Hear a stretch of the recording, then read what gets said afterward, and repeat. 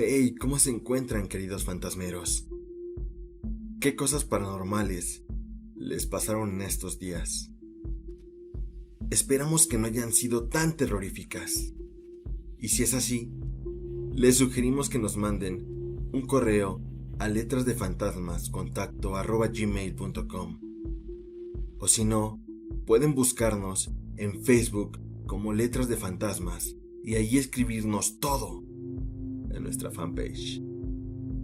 Esta sesión queremos decirles que será muy especial, pues es la primera de 2 entregas de historias de nuestro segundo concurso llamado Héroes, que fue dirigido con toda la gratitud del mundo hacia el personal que trabaja en los hospitales. De verdad, infinitas gracias por concursar y sobre todo por estar ahí, salvaguardando cada vida que llega a sus manos. Pero bueno, es hora de ponerte tus audífonos, apagar la luz y darle play, que ya es hora. De Letra de Fantasmas.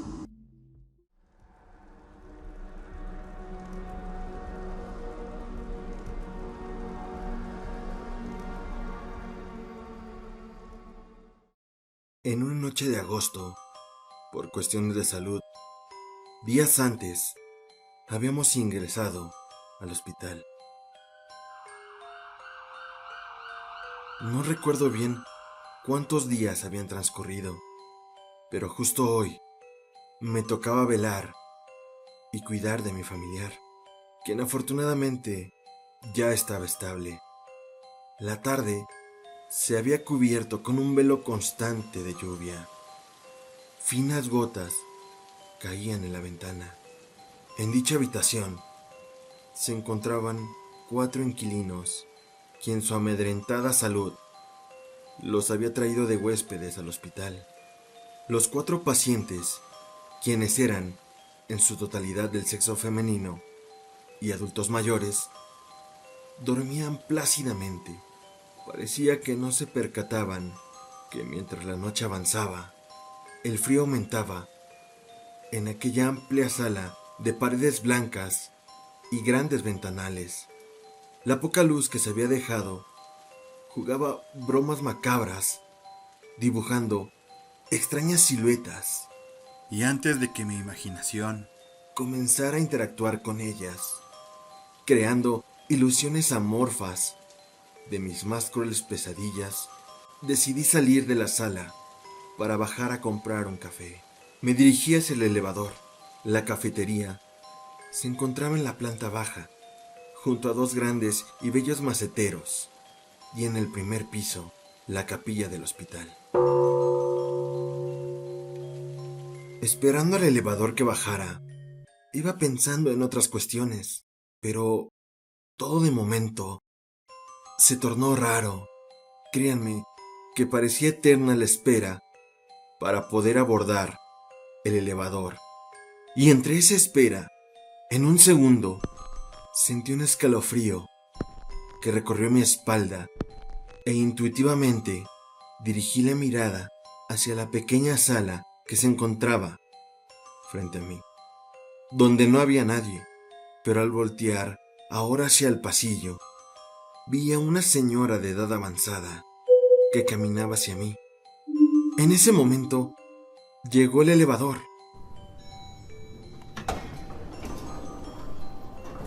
y esperé a que ella también lo abordara. La saludé y le pregunté a qué piso se dirigía. Me respondió con voz pausada y tranquila: voy al primer piso, hijo, hacia la capilla, pues quiero rezar un poco. Al terminar sus palabras, dibujó en su rostro una sonrisa tierna y amorosa, de esas que solo los abuelos saben dar. Mientras bajábamos, el frío inexplicablemente se intensificaba, por lo que le comenté que seguramente era así porque en la planta baja estaban las grandes puertas de vidrio y el aire se colaba entre ellas. Ella solamente sonrió al escuchar mi comentario. Fue ahí, en ese momento, que noté que su rostro era algo especial. Era una mujer mayor, muy delgada. Sus pómulos resaltaban de su rostro, sus labios delgados y delineados, de un tono rosado, llamaban hasta cierto punto la atención. Llevaba puesto un vestido largo, color hueso, con un fondo blanco que sobresalía de la parte baja de su vestido y rozaban levemente con sus zapatos blancos de charol que hacían el juego perfecto con su blusa blanca satinada, justamente donde reposaba una medalla con forma de cruz que colgaba de una cadena que parecía ser plata. En sus manos finas y delgadas no traía nada más que un rosario de madera entrelazado en sus dedos delgados y que terminaban en unas uñas bien cuidadas y con un estilo de barniz corte francés con las puntas blancas y bien delineadas para hacer el juego completo de su vestuario. Salimos del elevador y antes de que yo dijera algo, me pidió que la acompañara a rezar un rato en la capilla para no estar sola. Su voz tierna, pero firme, me hizo recordar a mi abuela, quien era cariñosa, pero regañona, por lo que no me pude negar. Debo de comentar que no soy muy religioso, por lo menos hasta ese momento. Comenzamos algunas oraciones e incluso rezamos un rosario completo y algunas otras cosas más. Sinceramente, no me percaté del tiempo que había transcurrido. 2 horas rezando y sentí que solo fueron unos minutos. Me puse en pie y pregunté si ella seguiría rezando, a lo que contestó, solo un poco más. Y no te preocupes, tu familiar estará bien y saldrá pronto de aquí. Gracias por acompañarme. Haz lo que tengas que hacer, que yo te veré en unos minutos más. Agradecí las palabras mencionadas y al retirarme de nuevo hacia el elevador, no pude evitar voltear a la capilla. Noté con gran asombro que ya habían llegado más gente, pero aquella mujer lloraba y sollozaba tristemente. Tuve un sentimiento que estremeció mi pecho e intenté ir a preguntar qué pasaba. En ese momento, extrañamente, el ambiente se llenó de un aroma a rosas y por alguna razón que aún desconozco, comencé a llorar. Desistí de ir hacia ella porque no quería que me viera con lágrimas en los ojos. Así que proseguí mi camino. Mi mente se cuestionaba varias cosas, entre ellas, el cómo había llegado tanta gente a la capilla sin que yo me diera cuenta. Al pensar en eso, sentí una fuerte opresión en mi pecho, como si algo malo hubiera pasado.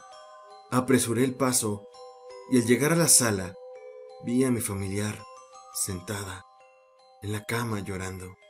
Al llegar hasta ella, me preguntó que en dónde estaba, a lo que sin hablar, solo le mostré el café. Inmediatamente me dijo que había tardado mucho. Traté de explicar lo que había hecho en ese tiempo, cuando me dijo, señalando hacia una cama de la habitación, murió apenas hace unos minutos.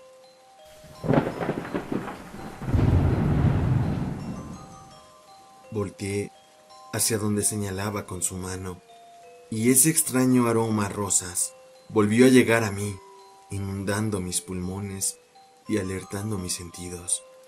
Caminé y llegué hasta la cama señalada, y con gran sorpresa, al mirar su rostro, era ella.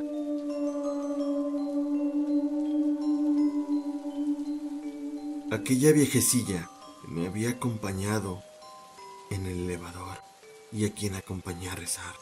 No pude contener las lágrimas y le pregunté a la enfermera cuál era su nombre. Margarita, dijo uno de sus familiares que ya había llegado. Pregunté también dónde sería el servicio funerario. Nadie sabía el porqué de todas mis preguntas, pero también nadie tampoco las cuestionó. Me dieron cada detalle del lugar, la hora e incluso que sería enterrada en un panteón cercano.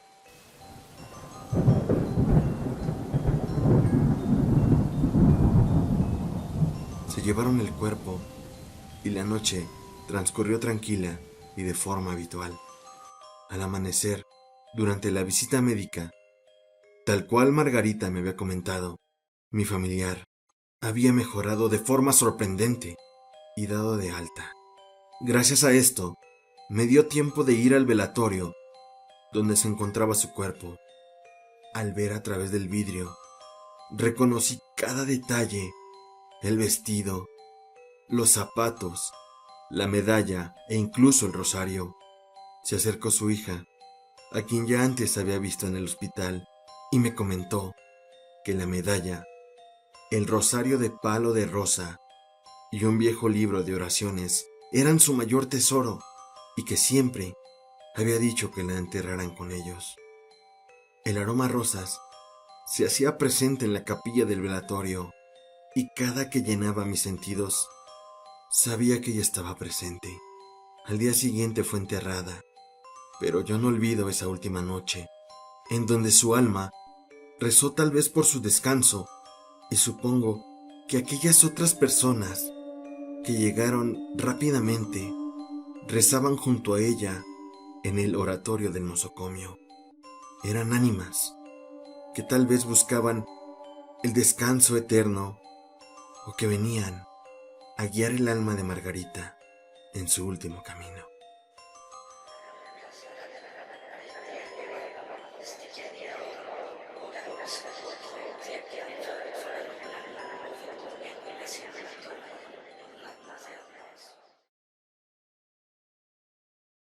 Y bueno, querido Juan, muchas gracias por escribirnos esta anécdota. Solo queremos decirte que sabemos de la pérdida irreparable que tuviste en esos meses y te queremos decir, de parte de todos los que integramos Letras de Fantasmas, que te mandamos una pronta resignación, un gran abrazo y que alguien en el cielo siempre cuidará de ti. Seguimos. En Letras de Fantasmas.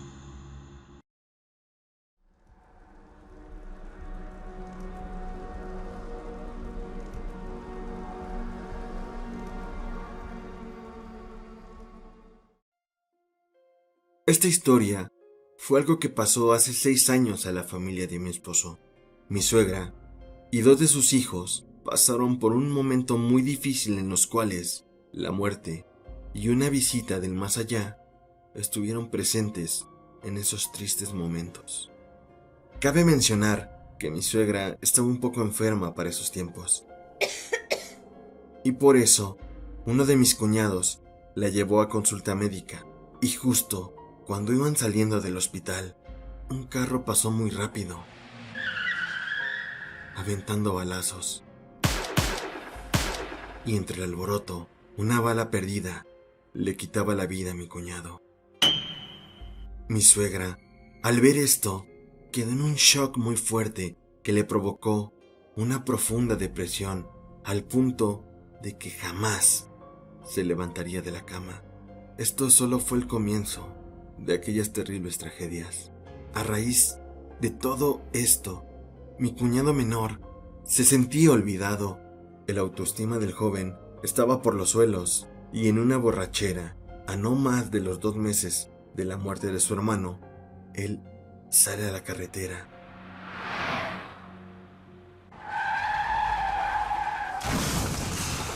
Y tiene un accidente que lo dejó en coma con una irremediable lesión en la cadera. El accidente fue muy aparatoso.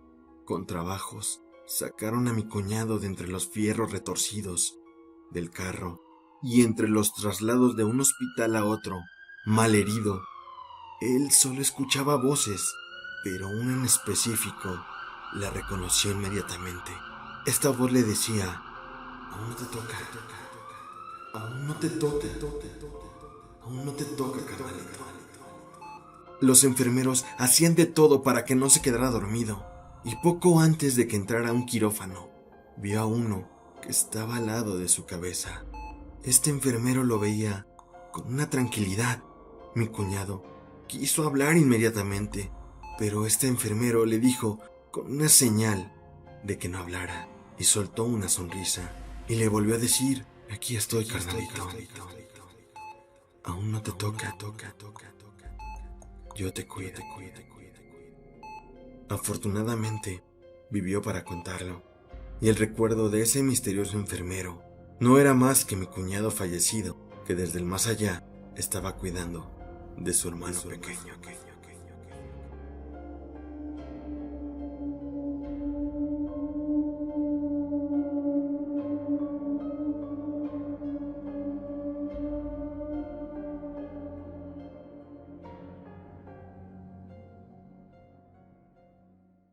Llegaste hasta aquí.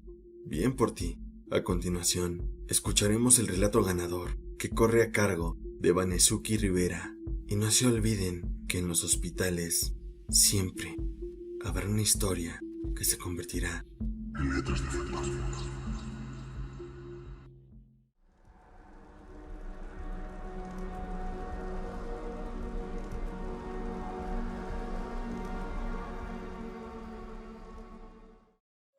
Hola, actualmente soy enfermera, pero esta historia que me pasó en mis prácticas fue en el cuarto módulo de la carrera.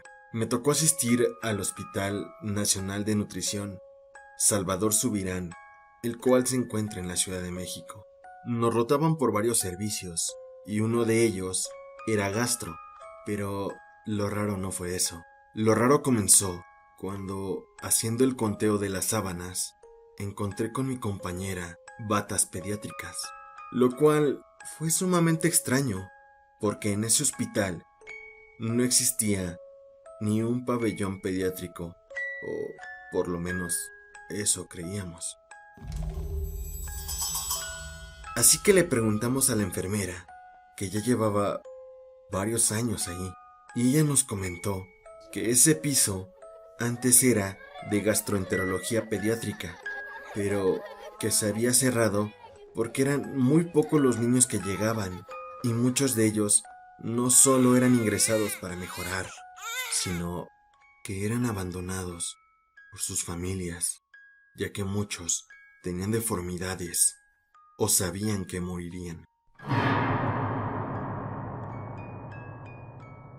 Aunque la compañera no tenía cómo comprobarlo, ya que solo era una leyenda urbana, que obviamente sabía todo el personal del hospital menos nosotras, agregó en decirnos que había pacientes que decían escuchar el rebote de unas pelotas.